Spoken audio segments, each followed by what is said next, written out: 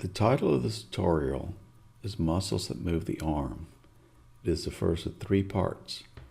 My name is Carlos Andres Suarez-Quian, and I will be the narrator of this tutorial. This work was produced while on sabbatical leave in the laboratory of Dr. Manuel Eugenio Dorado Ocaña, Associate Professor in the Department of Anatomy and Embryology at the University of Sevilla, Spain. This tutorial is solely for educational purposes and it's not meant for reproduction, posting on the web, or to be used for commercial purposes. Let's begin. There are 2 objectives in this tutorial. First, we will describe the muscles that act on the arm. Second, we will describe the innervation of the muscles that move the arm. In the subsequent 2 parts of this tutorial, the muscle action of the muscles described here will be discussed. Let's begin with Objective 1. Describe the muscles that act on the arm. But before doing this, review the actions that occur at the glenohumeral joint, that is, the shoulder joint. These actions include medial and lateral rotation, abduction and adduction, and flexion and extension. In addition, if you're trying to throw a ball, you would undergo abduction and adduction and flexion and extension, together known as circumduction. Given these wide ranges of motion, we should expect a great number of muscles to be involved, and indeed there are. And for all these muscles to work on the shoulder joint, they must share 2 common features.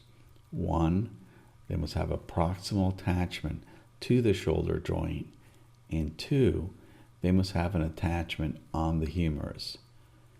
These muscles are found both on the anterior and posterior aspects of the shoulder joint, and we will describe them in this tutorial. Let's look first at the muscles that work on the arm when examined from the anterior view. Anteriorly, we first observe the anterior divisions of the deltoid muscle. Next, we observe the pectoralis major, consisting of 2 heads, the clavicular head and the sternal head.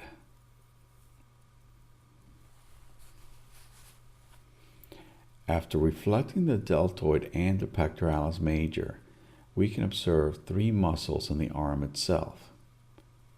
First, there is the coracobrachialis. Second, there is the biceps brachii. And finally, we can see the brachialis. And, as the name implies, the biceps brachii consists of 2 bellies.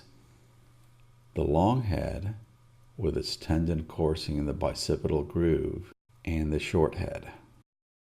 Bisecting the biceps brachii and reflecting the 2 halves now reveals the extent of the brachialis.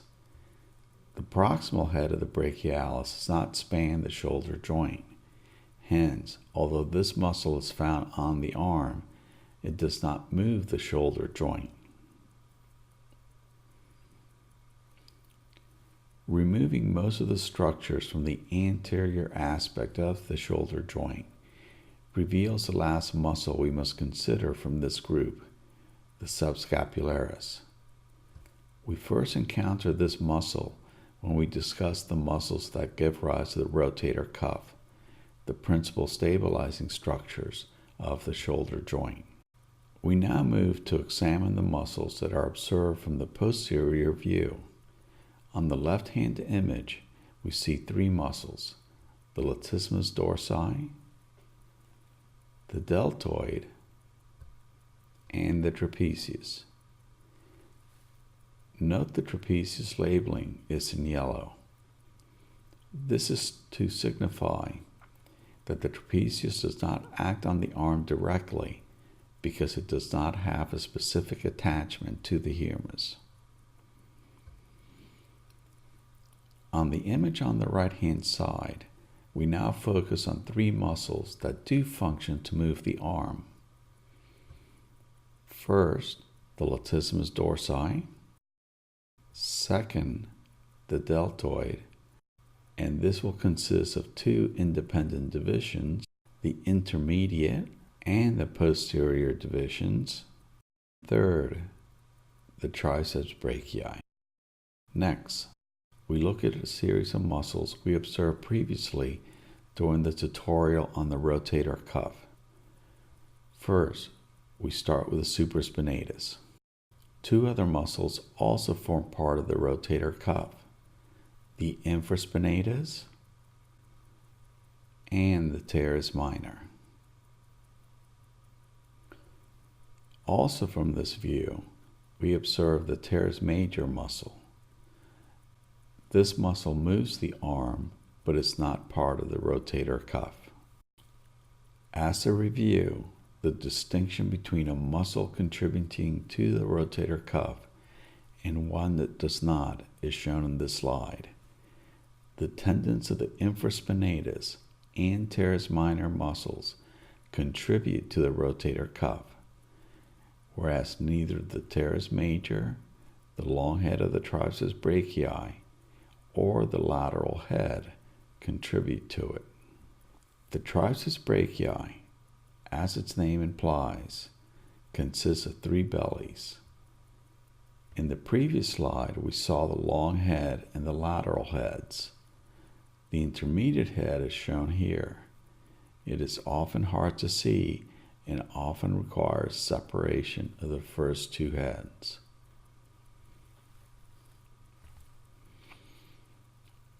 We have now observed all the muscles that work on the shoulder joint. Let's now move to our second objective and describe what is the innervation of the muscles that move the arm. Nerves that originate from the brachial plexus innervate all the muscles that move the arm. They are labeled in this drawing of the brachial plexus.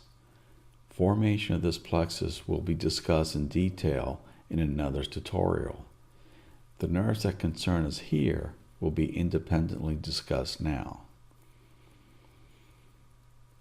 The medial and lateral pectoral nerves, arising from the medial and lateral cords, respectively, innervate the pectoralis major muscle.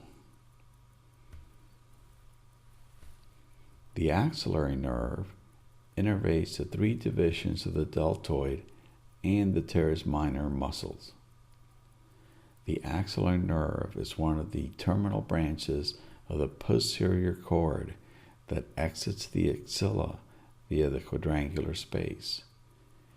Note the small branch from the axillary nerve that travels to the teres minor muscle to innervate it.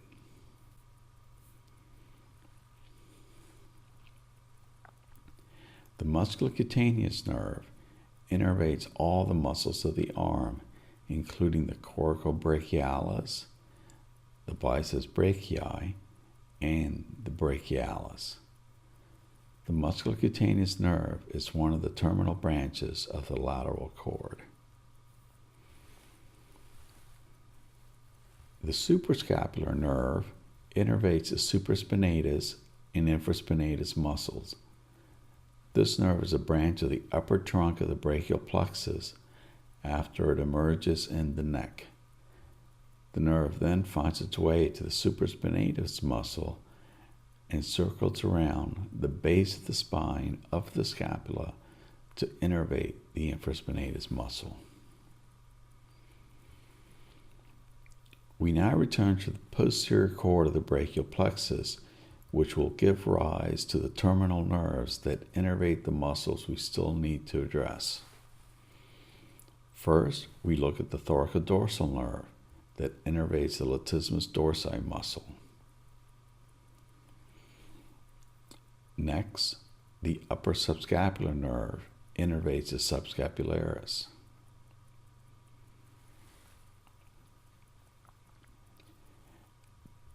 The next nerve is the lower subscapular that innervates the teres major muscle. The final nerve to consider is the radial nerve that innervates the triceps brachii muscle. This is one of the terminal branches of the posterior cord. This now concludes the first tutorial of a 3-part series on the muscles that move the arm.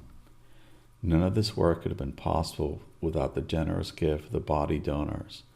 I remain humbled by their humane gift.